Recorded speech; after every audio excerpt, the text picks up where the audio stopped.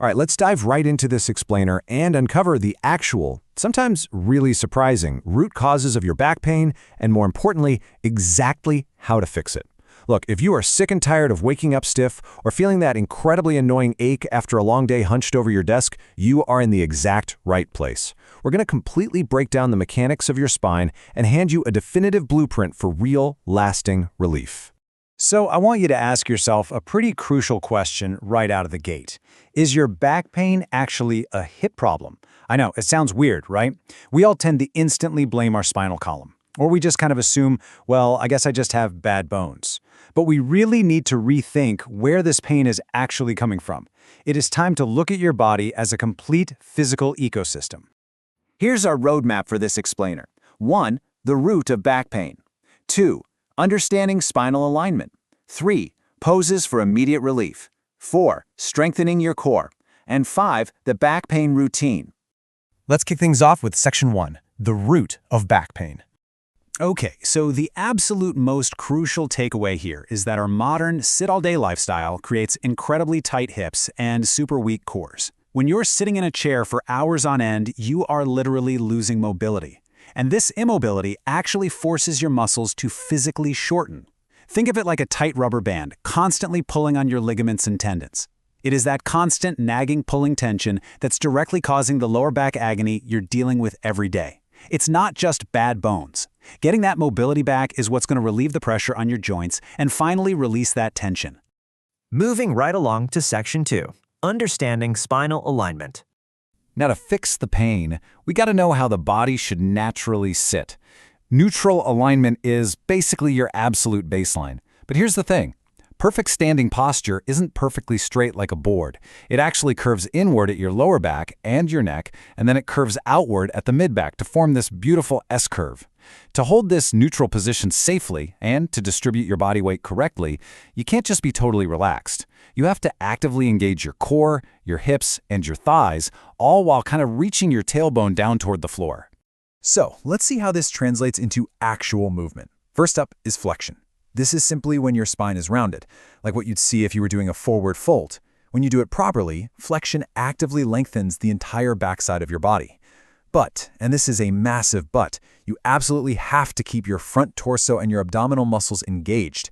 If you don't activate the front, you end up rounding that lower back in a really unsafe way. And the exact opposite of that is extension, which is honestly the perfect antidote to all that hunching we do over our keyboards and phones all day long. Extension is just when your spine is arched in a back bend. However, to protect your delicate spine while you're in extension, you've got to keep those core, abdominal, and hip muscles completely locked in, like fully engaged. If you just sort of flop backward with zero muscle control, you're going to compress the spine, which is quite literally the exact opposite of what we're trying to do here. All right, Section 3, poses for immediate relief. Enter child's pose. Honestly, this is the ultimate, all-purpose position to just let your body relax and melt away that tension trapped in your spine and your hips.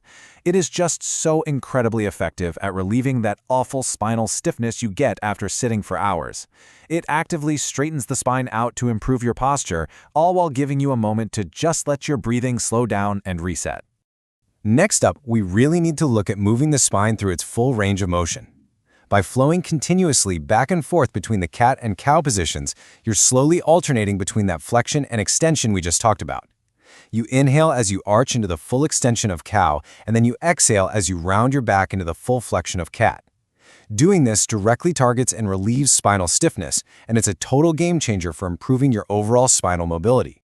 Now listen up, because form is absolutely everything here. When you're doing cat-cow, you should feel a really nice deep stretch through your chest and your abs. But what you definitely shouldn't feel is craning in your neck or any kind of sharp pinch in your spine. If you are feeling pain in your neck or your back, your body is telling you to back off. Just decrease the depth of that arch and fire up your core muscles a bit more. Remember a few minutes ago when we asked if your back pain might actually be a lower body issue? Well, because everything in the body is connected like a giant chain, stretching out super tight hamstrings and calves in downward-facing dog actually removes the downward pull on your lower back. By just lengthening your legs and reaching your tailbone up toward the ceiling, you're putting your spine back into proper alignment and taking a massive amount of tension right off your lower back. Moving on to Section 4, strengthening your core. If you sit at a desk all day, Cobra Pose is absolutely 100% essential for you. A lot of people think Cobra is just about bending backward, but it's actually one of the absolute best spine and core strengthening postures out there. It actively builds up the muscles in your hips, your core, and your back, which, by the way, are the exact muscles you need to hold your body upright and stave off future injuries. But again, we got to talk about form because it's critical. When you're lifting into Cobra, you should really feel your shoulders, upper back, core, and hips all firing up and engaging. What you absolutely should not feel is lower back pain, period. If you're getting a pinch back there, you've got to reach your tailbone down toward your feet and seriously dial up your core engagement to protect that spine.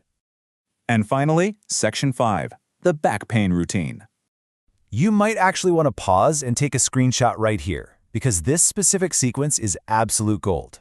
You're going to want to move fluidly, starting with child's pose, then right into cat-cow, down into your lizard and butterfly stretches, and then hit a seated twist, bridge, happy baby, before finally wrapping up with a reclined twist.